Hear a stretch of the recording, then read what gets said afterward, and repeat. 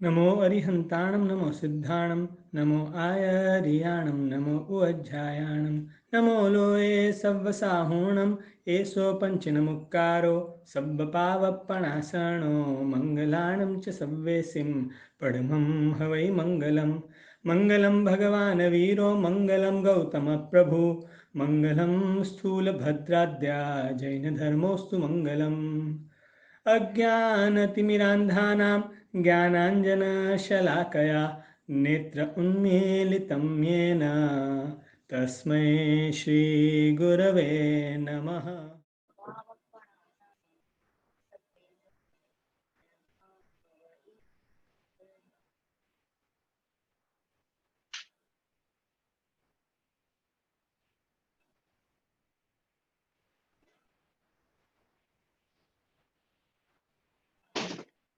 प्रणाम। सिद्ध परमात्माओं के 8 गुणों को समझ रहे हैं। वैसे 4 गुण हमने कवर कर लिए हैं, 5वां है। आवाज आ रही है?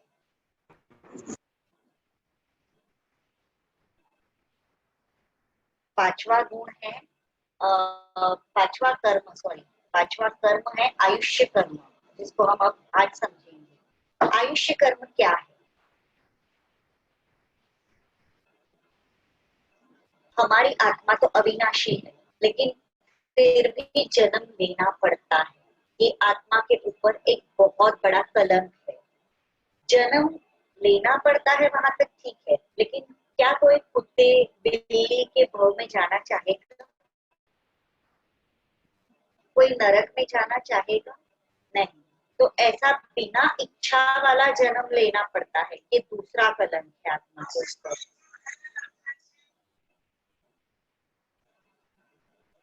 जहाँ इच्छा हो वहां जन्म नहीं ले सकते। जहाँ हमारा आयुष्य कर्म हमको भेजेगा वहां हमको जाना पड़ता है। ये आत्मा के ऊपर भयंकर कलंक है। निष्पाप ऐसा आत्मा हमारा जिसके आत्मा पापी नहीं है,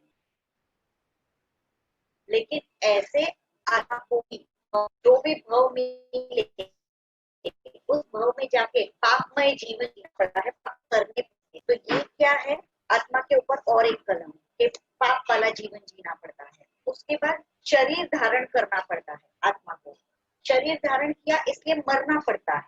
ये भी आत्मा के ऊपर कलम है। आत्मा अविनाशी है, फिर भी उसको मरना पड़ता है। और मौत भी ऐसे खुशी खुशी वाला नहीं मिलता है, मौत भी बहुत तकलीफों वाला मिलती है।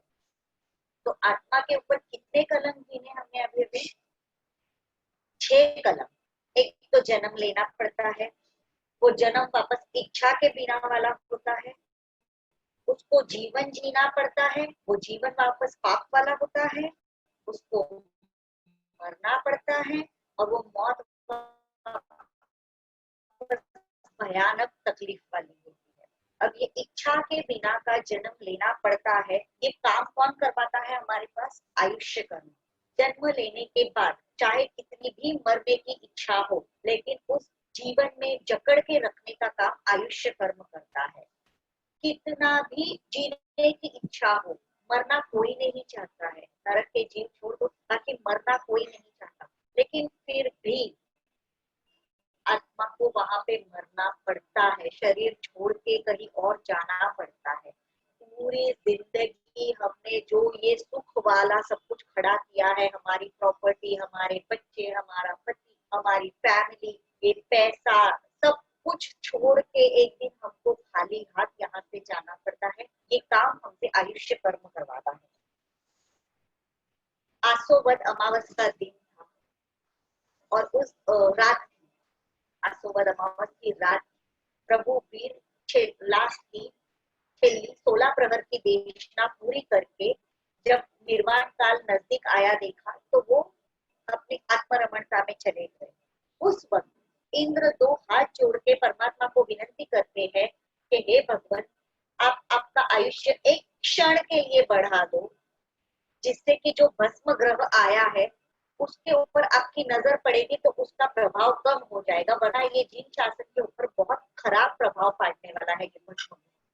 उस वक्त प्रभु वीर ने महाराजा को कहा कि हे इंद्र, तू मेरे ऊपर के और जिन शासन के ऊपर के मोह की वजह से ऐसा बोल रहा है, बाकी जानता तो तू भी है कि ऐसा ना कभी हुआ है ना कभी होगा। किसी का भी आयुष्य कर्म एक क्षण के लिए भी कभी ना बढ़ सकता है ना घट सकता है। तीर्थंकर जैसे तीर्थंकर भी अपना आयुष्य एक सेकंड के लिए, एक समय के लिए भी ना बढ़ा सकते हैं ना घटा सकते हैं। तो फिर हम क्या है? हमको भी जितना आयुष्य मिला है उतना कंपलसरी जीना पड़ेगा और फिर यहाँ से मर के कहीं और जाना पड़ेगा।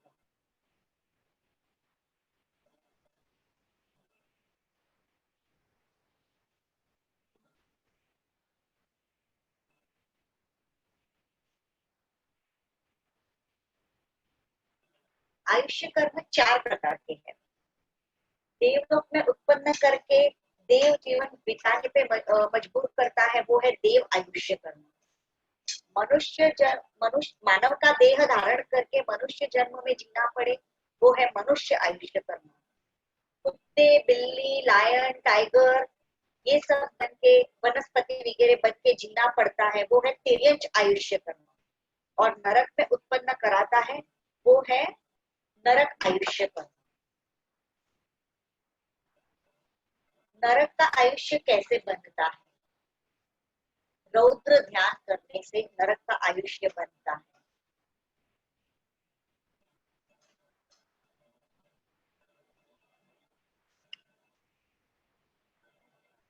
अब ये रौद्र ध्यान क्या है?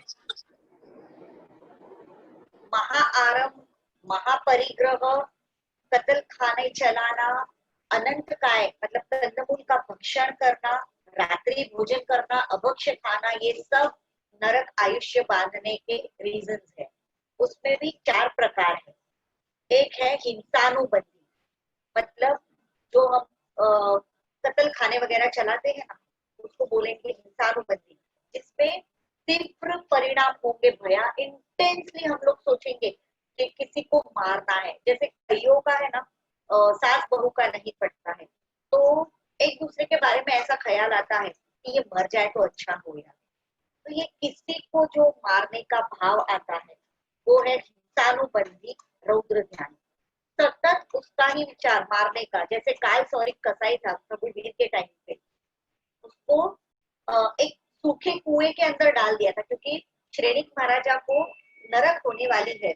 ये जब श्रेणिक महाराजा को खुद को पता चला तो उन्होंने बोला, प्रभु किसी भी तरह मेरी नरक टल जाए, ऐसा कुछ कीजिए, ऐसा कोई रास्ता बताइए। और उस वक्त प्रभु वीर ने बोले थे 2-3 रास्ते कुछ बताए थे। उसमें एक रास्ता था कि काल सौरिक कसाई अगर हत्या करना बंद कर दे तो तेरी नरक टल सकती है।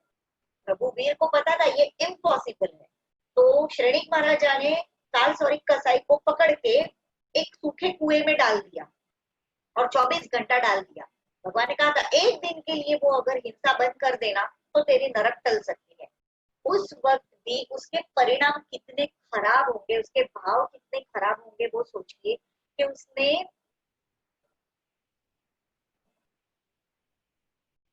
अंदर ड्रॉ करता था एनिमल्स को, वो बॉल के ऊपर खुद की ही फिंगर से ड्रॉ करता था और खुद की फिंगर से ऐसे मारता था। एक मारा, फिर दूसरा ड्रॉ किया, दूसरा मारा, तीसरा ड्रॉ किया, तीसरे को मारा। इस तरह से वो एवरी डे 500 जानवर मारता था। और उस दिन भी उसने उस सूखे कुएं में 500 एनिमल्स की फिगर्स ड्रॉ की और उन 500 को मारा। मतलब भाव से तो उसने हिंसा की। तो वहां पे भी उसका रौद्र ध्यान नहीं रुका, एवरी डे वो मारता था। और उसको जब ऐसा चांस मिला कि आज तो मुझे कत्ल नहीं करनी पड़ेगी, पर उसको ऐसा अच्छा शुभ भाव नहीं आया, उसने वहां पे ड्रॉ कर करके मारा। इस तरह से जब भगवान को श्रेणी महाराजा बोलने गए कि मेरी नरक टल गई ना, मैंने उसको एक दिन के लिए कत्ल से मुक्त कर दिया, तो भगवान ने बोला नहीं, वहां भी उसने कत्ल बंद नहीं की है, वो भाव से वहां पे भी कत्ल कर ही रहा है। ये है हिंसानुबंधी रौद्र ध्यान। दूसरा है मृषानुबंधी रौद्र ध्यान।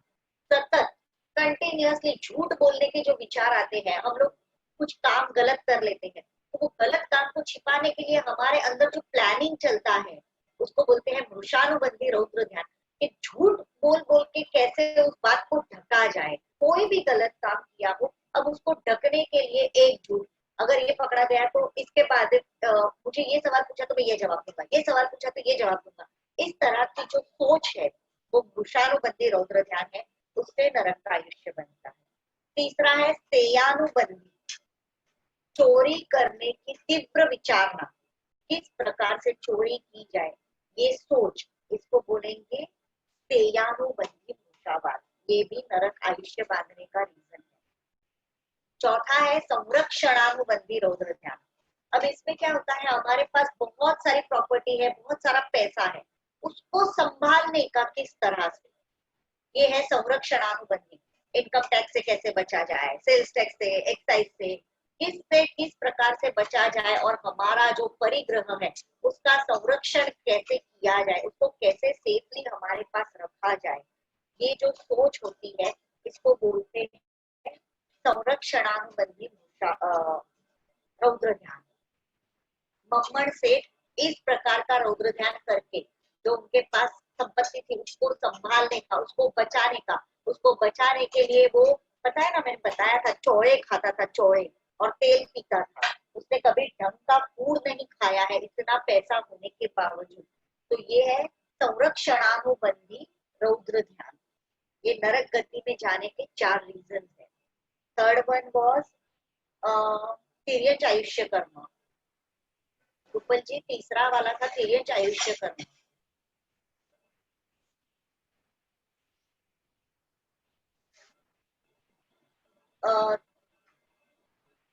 तिर्यंच गति में जाने का रीजन है आर्त ध्यान।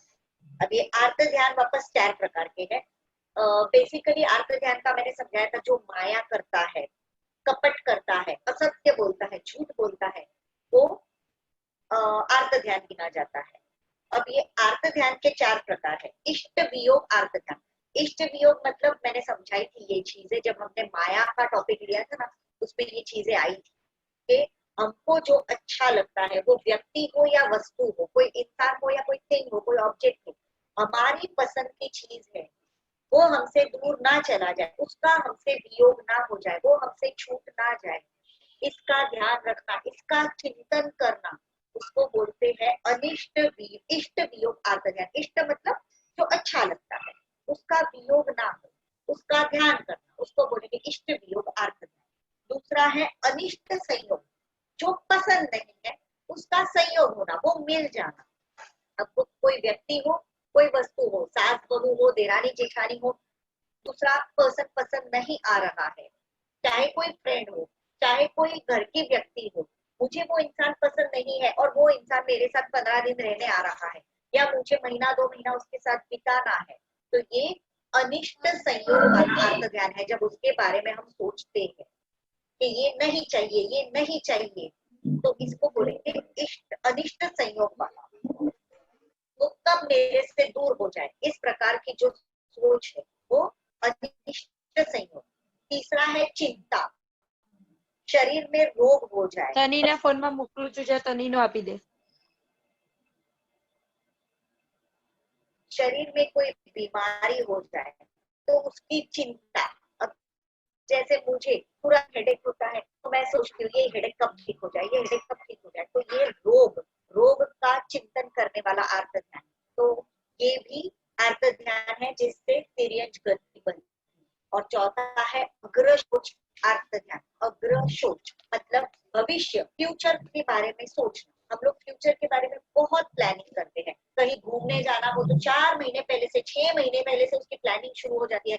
टिकट्स कहाँ से कहाँ बुक करवानी है, कहाँ से कैसे घूमने जाएंगे, कहाँ से क्या लेंगे, कौन सा साधन यूज करेंगे, कौन से कपड़े पहनेंगे, सारा प्लान करते हैं। इसको बोलेंगे अग्रशोच आर्त ध्यान। इससे भी तिर्यंच गति बनती है। अब आप बोलेंगे कि प्लान तो करना पड़ता है ना, पर प्लानिंग अच्छी चीज की हो तो बहुत अच्छी बात है। तीर्थ यात्रा पे जा रहे हो, संघ की प्लानिंग कर रहे हो, नवाणु की प्लानिंग कर रहे हो, कोई भी अच्छे काम की अगर आप प्लानिंग कर रहे हो तो वो अच्छा है, उसको प्रशस्त कषाय में गिना जाएगा, अच्छी चीज गिना जाएगा, अच्छी सोच, वो धर्म ध्यान में चला जाएगा। पर खराब चीजों को आर्त ध्यान में गिना जाता है, क्योंकि उससे हम पाप बांधने वाले हैं। घूमने जाके हम पाप बांधने वाले हैं, या फिर धर्म के बदले में कोई भी चीज हम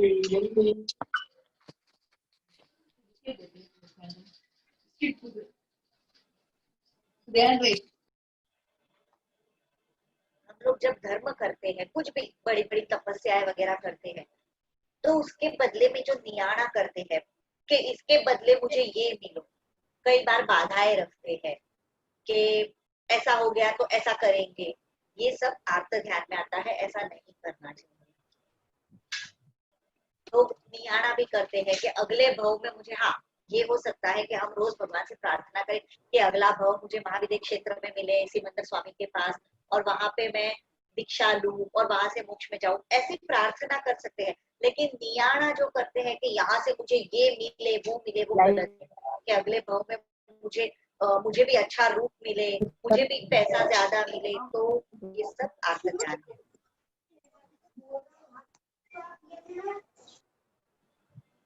जिसको दान करने में इंटरेस्ट है, अल्प परिग्रही होता है, जिसको बहुत परिग्रह नहीं चाहिए, थोड़े कपड़े, थोड़े पैसे, थोड़ी चीजों में जो चलाता है। अल्प कषाय, जिसके कषाय बहुत कंट्रोल में है, क्रोध मान माया लोभ, फिर विनय है जिसके अंदर, सरलता है, नम्रता है, ऐसे जिसके अंदर गुण है, वो जीव मनुष्य का आयुष्य बांधता है। और सम्यक्त्व, श्रावक जीवन, साधु जीवन, ये बहुत ऊंची लेवल है, उन लेवल से जीव देवलोक का आयुष्य बांधता है। बिना इच्छा के भी तप वगैरह करने से, त्याग वगैरह करने से, व्रत नियम पालने से देवलोक का आयुष्य बनता है। चक्रवर्ती का जो घोड़ा रहता है, उसके पास जबरदस्ती उसको घोड़ी से दूर रखा जाता है। उसकी कोई इच्छा नहीं होती है घोड़ी से दूर रहने की, लेकिन जबरदस्ती उसके पास ब्रह्मचर्य का पालन करवाया जाता है, और वो मर के लगभग, मैं भूलती ना हूँ तो 8वें देवलोक में जाता है। तिर्यंश मैक्सिमम 8वें देवलोक तक जा सकते हैं, और चक्रवर्ती का घोड़ा मर के 8वें देवलोक में जाता है। जबरदस्ती का करवाया हुआ ब्रह्मचर्य का पालन। अब आप सोचिए, उसके पास जबरदस्ती अगर कोई व्रत करवाया जा रहा है, कंपलसरी कोई पालन करवाया जा रहा है, तो हम अगर हमारी इच्छा से कुछ पालेंगे, इच्छा पूर्वक धर्म करेंगे, तो हमको क्या मिलेगा, ये सोचिए।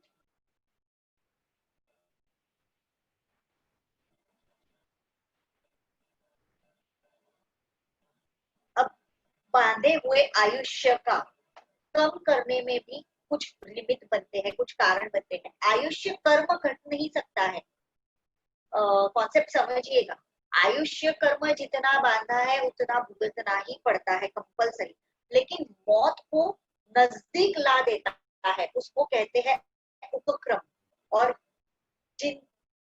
जिसका आयुष्य ऐसा उपक्रम लगने से खत्म हो, आयुष्य दो प्रकार के होते हैं, एक सोपक्रम, एक निरूपक्रम। जिसका आयुष्य समझो 70 इयर्स का आयुष्य है, लेकिन उसको 50 की एज में हार्ट अटैक आ गया और वो मरने वाला है, तो वो सोपक्रम वाला आयुष्य है। और एक होता है निरूपक्रम आयुष्य, जो 63 शला का पुरुषों को होता है, 24 तीर्थंकर, 12 चक्रवर्ती, 9 वासुदेव, 9 प्रतिवासुदेव और 9 बलदेव, ये 63 शला का पुरुष गिने जाते हैं। प्लस जो चरम शरीरी होते हैं, चरम शरीरी मतलब, चरम मतलब लास्ट, लास्ट का भव जिनका है कि अब इस भव से मोक्ष में जाने वाले हैं, तो ऐसे चरम शरीरी जीवों का आयुष्य निरूपक्रम होता है। निरूपक्रम मतलब जो कुछ भी हो जाए, एक्सीडेंट हो जाए, ऊपर से नीचे गिर जाए, ऊपर से ट्रेन चली जाए, फांसी ले ले, कुछ भी हो जाए, वो नहीं मरेंगे, उनका जितना आयुष्य है पूरा करके ही मरेंगे। जैसे तीर्थंकरों का आयुष्य होता है, मैंने अभी बोला ना, 63 शला का पुरुषों का आयुष्य होता है, कुछ भी हो जाए वो उनका आयुष्य पूरा करके ही मरेंगे। अब ये आयुष्य उपक्रम जो होते हैं, ये उपक्रम 7 प्रकार के होते हैं। अध्यवसाय, अध्यवसाय मतलब हमारे मन के परिणाम, हमारे भाव। सेकंड निमित्त, थर्ड आहार जो हम खाते हैं, फोर्थ वेदना, फिफ्थ टच, सिक्स श्वासोश्वास, और 7 शस्त्र, कोई वेपन। ये 7 प्रकार के चीजों से हमारा आयुष्य खत्म हो सकता है। पहला है अध्यवसाय। मैं ये चीज आपको समझाऊंगी कि आयुष्य किस प्रकार से पूरा भुगतना ही पड़ता है। भले वो हार्ट अटैक आपके 50 की उम्र में इंसान मर भी गया तो भी उसका आयुष्य उसने पूरा जिया। ये मैं आपको समझाऊंगी बाद में। अभी फिलहाल हम ये समझ लेते हैं 7 प्रकार के उपक्रम क्या है। पहला है अध्यवसाय। अध्यवसाय मतलब मन के परिणाम, हमारे भाव। अब ये 3 प्रकार के होते हैं, राग, स्नेह और भय। एक लड़का एक लड़की की तरफ अट्रैक्ट हुआ, अब सतत उसको ऐसे होता है ये लड़की कब मिल जाए, कब मिले कब मिले कब मिले। दोनों की कास्ट अलग अलग, तो घर वालों ने मिलने नहीं दिया। अब वो लड़की उसको किसी भी तरीके से मिल सके ये कोई पॉसिबिलिटी थी नहीं। तो उसकी याद में दुखी होता होता वो बीमार पड़ा और वो मर गया। ये क्या था? उसको अध्यवसाय, जो भावों का उपक्रम लगा, उसकी वजह से वो मर गया। दूसरा है स्नेहजन्य, स्नेह वाला अध्यवसाय। अब स्नेह वाला मतलब क्या होता है? एक इंसान है, उसको किसी ने फोन किया कि भाई आपकी वाइफ मर गई है। अब ये सुन के उस आदमी को हार्ट अटैक रियल में आ गया। उसको उसकी पत्नी के ऊपर इतना प्रेम था कि वो पत्नी मर गई है ये सुन के उसको हार्ट अटैक आ गया। थोड़े टाइम बाद वापस कॉल लगाया गया कि हमने तो अप्रैल फूल बनाया है ये बताने के लिए, लेकिन फोन सामने से किसी ने उठाया नहीं। वहां जाके देखा तब पता चला ये भाई साहब सच में एक्सपायर हो गए। अब ये बताने के लिए पत्नी को कॉल किया कि भाई आपके हस्बैंड एक्सपायर हो चुके हैं, और ये सुन के पत्नी एक्सपायर हो गई। ये है स्नेहजन्य उपक्रम लगना, स्नेह वाला। जैसा लक्ष्मण जी और राम जी के बीच में था। राम और लक्ष्मण दोनों की जोड़ी थी, दोनों भाइयों की। दोनों को एक दूसरे के ऊपर अतिशय प्रेम था। लक्ष्मण जी को किसी ने देवों ने ऐसा बताया सिर्फ देखने के लिए कि इनका एक दूसरे का स्नेह कितना है। तो देवों ने ये बताया कि रामचंद्र जी मर चुके हैं। ये देख के लक्ष्मण जी मर गए, और लक्ष्मण जी मर गए ये राम जी एक्सेप्ट नहीं कर पाए। वो 6 महीने तक डेड बॉडी लेके घूम रहे थे कि मेरा भाई बीमार पड़ा है, मेरा भाई मुझसे रूठा है। ये फैक्ट है, ये रियल स्टोरी है कि राम जी ने 6 महीने तक लक्ष्मण जी की बॉडी को जलाने नहीं दिया। वो उनको सुलाते थे, वो उनको खिलाने की कोशिश करते थे, वो उनको मनाते थे कि भाई मेरे उठ जा, मुझसे इतना भी क्या खफा है, इतना भी क्यों उठा है कि उठ के मुझसे बात नहीं करता है। तो ये स्नेहजन्य उपक्रम। रेखा बहन, हाँ जी, ये तो कृष्ण और बलदेव की स्टोरी है ना, राम लक्ष्मण की स्टोरी है क्या? राम लक्ष्मण की। कृष्ण बलदेव की होगी तो I have no idea, but Ram Lakshman की ये कंफर्म है। शास्त्रों में नाग केतु की बात आती है कि नाग केतु को पूर्व भव का स्मरण हुआ और उन्होंने जन्मते ही घोड़िए में अट्ठम किया। अब छोटा सा बच्चा घोड़िए में सोने वाला, ऐसा छोटा सा बच्चा अट्ठम करेगा, 3 दिन तक दूध नहीं पिएगा तो क्या होगा? वो मुरझा गया, बेहोश हो गया। अब सब लोग बोलने लगे बच्चा मर गया। बच्चा मर गया ये सुन के पिता एक्सपायर हो गए। स्नेह, बच्चे के ऊपर जो स्नेह था उसकी वजह से पिता का हार्ट फेल हो गया, पिता मर गए। और फिर आकाशवाणी हुई जब बच्चे को दफनाने गए कि बच्चा मरा नहीं है, उसने अट्ठम किया था। बट पिता तो नहीं जिंदा हो सकते ना वापस एक बार एक्सपायर होने के बाद। तो ये स्नेहजन्य मौत थी, उपक्रम लगा। तीसरा है भयजन्य उपक्रम। अब ये भयजन्य अध्यवसाय क्या है? गज सुकुमाल मुनि, उन्होंने दीक्षा ली। दीक्षा लेने के बाद उनकी माता ने उनको बोला था कि बेटा दीक्षा लेना तभी परमिट करूंगी अगर तू ये मुझे लास्ट माता बनाता है, मेरे बाद कोई माँ नहीं बनाएगा। इसका मतलब इसी भव में तू मोक्ष में जाने वाला है। अगर मेरे बाद दूसरी कोई माँ नहीं बनाएगा मतलब वापस तू जन्म नहीं लेने वाला है, मैं तेरी लास्ट माँ बनू। अगर ये तुझे मंजूर है तो मैं दीक्षा की अनुमति देती हूँ। गजस कुमार मुनि ने बात मानी, दीक्षा ली। दीक्षा ली नेमनाथ भगवान के पास, और नेमनाथ भगवान की परमिशन लेके स्मशान में कौसक ध्यान पे गए। जितना जल्दी वो उतना जल्दी मोक्ष में जाना था। जिस दिन दीक्षा ली उसी दिन स्मशान में चले गए, कौसक में खड़े हैं। वहां से उनके ससुर जी जाने लगे। उनके ससुर का नाम था सोमिल। अब ये सोमिल ने देखा गज सुकुमार मुनि को, और उनको इतना गुस्सा आया कि मेरी बेटी की जिंदगी बर्बाद कर दी। जब दीक्षा ही लेनी थी तो शादी क्यों की? अब शादी की है, मेरी बेटी अब ऐसे ही रह जाएगी और ये भाई साहब दीक्षा लेके निकल गए। ये गुस्से गुस्से में सोबिल ने क्या किया, उनके सर के ऊपर मिट्टी की बॉर्डर बनाई और उसके अंदर अंगारे भर दिए। अंगारे भरने के बाद गजस कुमार मुनि ने तो सोचा ये तो मुझे केवल ज्ञान की प्राप्ति कराने में सहायक बने हैं, मुझे हेल्प कर रहे हैं जल्दी से जल्दी मोक्ष में जाने के लिए। इन भावों की वजह से गजस कुमार मुनि को तो उधर ही केवल ज्ञान हो गया और वो तो बहुत डेथ हो गई उनकी, वहां पे निर्वाण हो गया, मोक्ष में चले गए। लेकिन वहां से जब सोमिल जा रहे थे तो सामने कृष्ण वासुदेव मिले।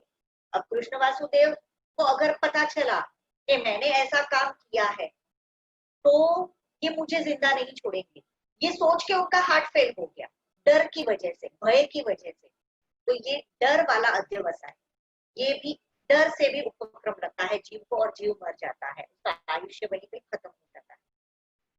तीन हो गए अध्यवसाय के, तीन पार्ट्स थे, राग, स्नेह और भय। अब दूसरा आया निमित्त, उसका नाम है निमित्त। निमित्त मतलब लकड़ी, चाबुक, कोई वेपन, कोई एक्सीडेंट, कोई पॉइजन, ऐसा कोई भी निमित्त मिले और उसकी वजह से आयुष्य खत्म हो जाए। हमने बीच में ज्ञान पांचम की बात की थी, वर्दत और गुण मंजरी की। तो गुण मंजरी ने बच्चों को पढ़ने नहीं दिया और फिर बड़े हुए तब उनकी शादी नहीं हो रही थी। उस वक्त दोनों हस्बैंड और वाइफ में, पूर्व बहू की बात है हाँ, तो दोनों हस्बैंड वाइफ में झगड़ा हुआ। झगड़े झगड़े में हस्बैंड ने गुस्सा होके पत्थर मारा वाइफ के ऊपर और वाइफ ऑन द स्पॉट खत्म हो गई। ये था पत्थर का निमित्त। कुमारपाल राजा को उनके ही रसोइये ने खाने के अंदर जहर डाल के दे दिया था खाना, ये है जहर का निमित्त, पॉइजन वाला निमित्त। तीसरा आएगा आहार। अब जो चीज सूट नहीं होती है, ये तो हमारा रोज का एक्सपीरियंस है कि अगर कोई चीज हमको सूट नहीं होती है वो हम खाते हैं तो हम बीमार पड़ते हैं।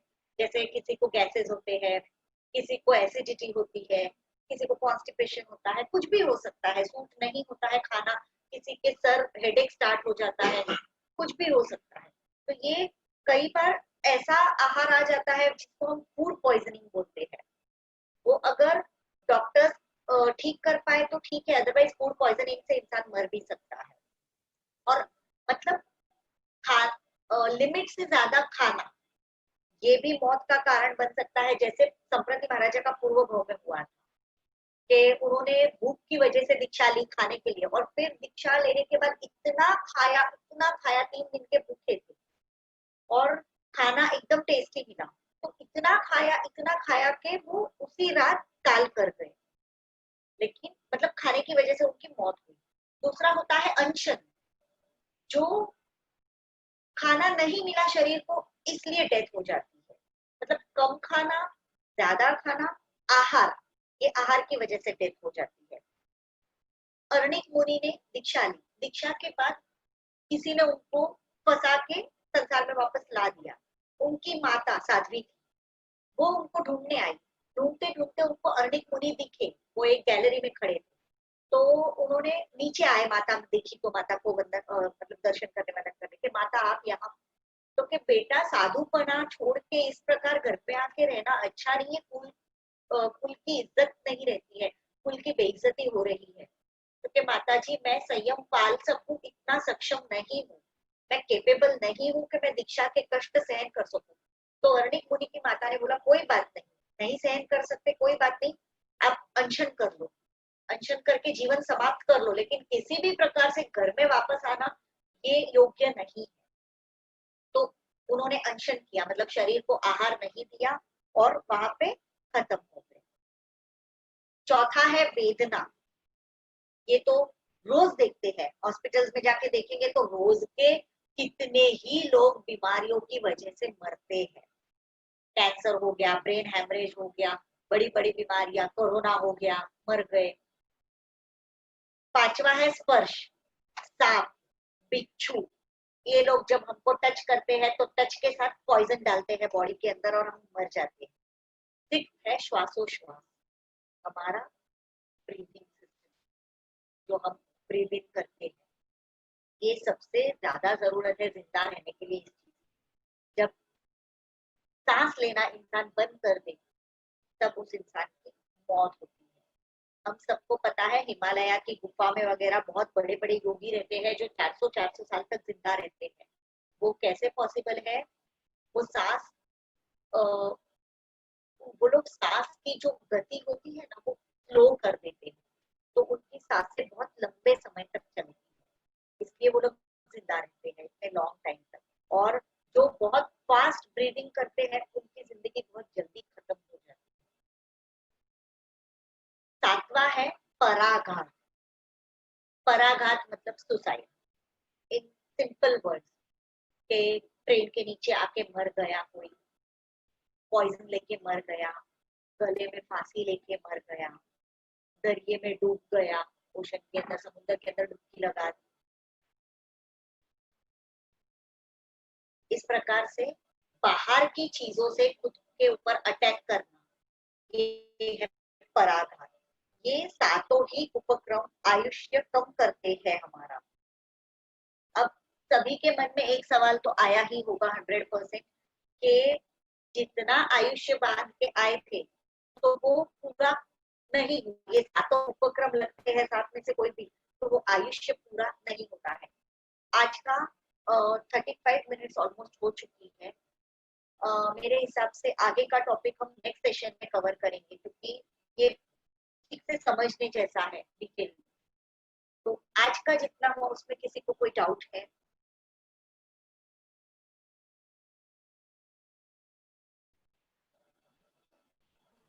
रेखा बहन, हाँ जी। आयुष्य को हम कब बांधते हैं? मतलब एक भाव में एक ही बार बांधते हैं? यस यस, हम लोग तो वो 8 में से 7 कर्म कंटिन्यूअसली बांधते रहते हैं, और ये 8वां जो आयुष्य कर्म है पूरे जीवन में एक ही बार बांधते हैं। मैं यही बोल रही हूँ कि ये सारी चीजें जो है ये नेक्स्ट सेशन में कवर करें, कि फिर आज करना है तो फिर मैं आज करती हूँ कवर।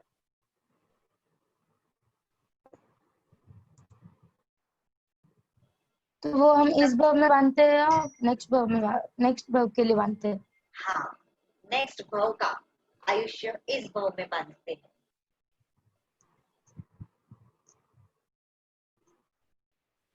पता कैसे चलता हमारा आयुष्य भाव कब बनता है? ये सब नेक्स्ट सेशन में आएगा, ये सारी चीजें आएंगी।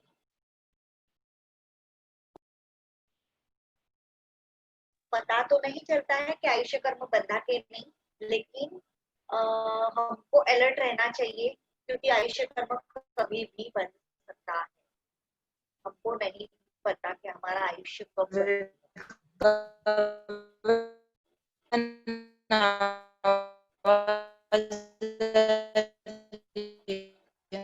निशी, आपकी वॉइस बहुत क्रैक हो रही है, आप मैसेज कर सकते हो?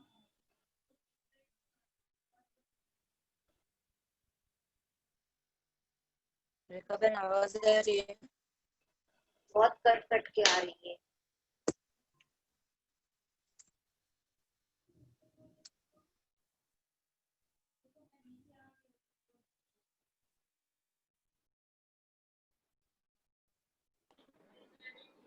रेखा बहन, हाँ जी। ऐसा कहते हैं कि जन्म के टाइम दुख पीड़ा कम होती है और मरण के टाइम पीड़ा ज्यादा होती है, वो कैसे?